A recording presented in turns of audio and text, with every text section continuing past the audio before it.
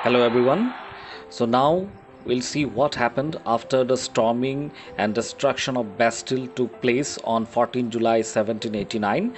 The agitated crowd released the prisoners and took the arms in their own hands and destroyed the Bastille. Meanwhile, in the same time, the countryside the rumors, news spread from village to village that the lords of the manor means the estate consisting of the lord's land and his mansions, were they had hired bands of brigands, robbers, or outlaws who were on their way to destroy the ripe crops. All the peasants were afraid and they were caught in a frenzy of fear. And in several districts, they seized hoes and pitchforks. These are the garden tools for doing farming. And they attacked the chateaus. The pronunciation is chateau actually, and it is a castle or a stately residence of the king or a nobleman. So they looted these hoarded grains and burned down the documents containing the records of the dues, whatever manorial dues they had taken. And due to this, a large number of the nobles were afraid and they fled and ran away from their homes, and many of them even migrated or moved out of their country to the neighboring countries. They left France and went away. Faced with the power of his revolting subjects, King Louis XVI finally accorded recognition to the National Assembly. They said, yes, I accept the National Assembly, and accepted the principle that his power should be now on be checked by a constitution. So he cannot do anything whatever he likes, so he will be guided by the constitution.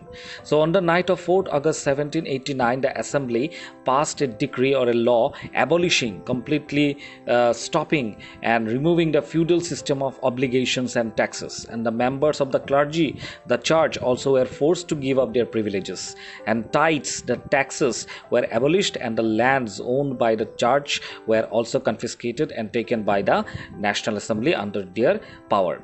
As a result, the government acquired assets worth at least 2 billion livres. Livres is the currency, and it was a huge profit for the government, the National Assembly. In the next topic, we are going to read 2.1, how France became a constitutional monarchy. It was a monarchy, but it was controlled by a constitution.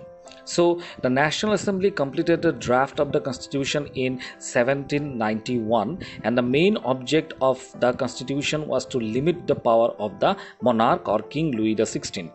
These powers, instead of being concentrated in the hands of one person, were now separated and assigned to different institutions. They made the legislature, the executive, and judiciary. So this made France a constitutional monarchy. If you see figure number 7, you will understand how the new political system worked, and all the things are given in a proper diagram, and you can understand the judiciary, executive, legislature, who used to vote, active and passive citizens, and women and children and youth below 25 were not allowed to vote. So now let us see the Constitution of 1791 vested the power to make laws in the National Assembly, which was indirectly elected. So although it was good, but it was not a perfect one, and they were indirectly elected. That is, the citizens voted for a group of electors. These electors who in turn chose the assembly. So it was an indirect form of election, and not all the citizens, however, had the right to vote. Why? Because they gave importance only to the propertied people and men, especially men, and only men above 25 years of age who paid taxes equal to at least 3 days of a laborer's wage.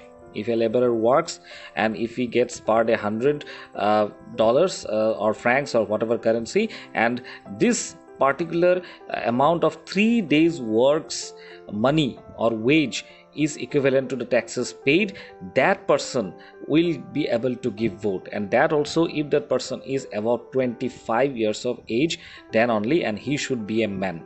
So these were given the status of an active citizen, and that is they were entitled to vote. But the remaining men and all the women, whoever it might be, rich or poor or the nobility, were all classed as passive citizens. All women, no women was actually allowed to vote. And to qualify as an elector and then as a member of the assembly, a man had to belong to the highest bracket of taxpayers. So if someone is paying a huge amount of tax at the time, he will be allowed to give vote, and he is getting a chance in making the government. So this was the change that came in the government or the way of election. Now you can also see the constitution. The picture of the constitution's first page is given there. The constitution of France began with a declaration of the rights of man. You see the word man, not woman, man and citizens, and right such as right to life and freedom of speech and freedom of opinion, equality before law. These all were established as natural and inalienable rights, means nobody could take them away from the citizens, and these are natural to all whoever is a resident or a native of France. So that is, they belong to each human being by birth and could not be taken away. It was the duty of the state to protect each citizen's natural rights and give them equality and fraternity. So here we come to know about this constitution. This is the picture, and here is the list of the declaration of the rights of man and citizen. So thank you. In the next page you will understand the political symbols and all. That one you can continue and study by yourself. Thank you.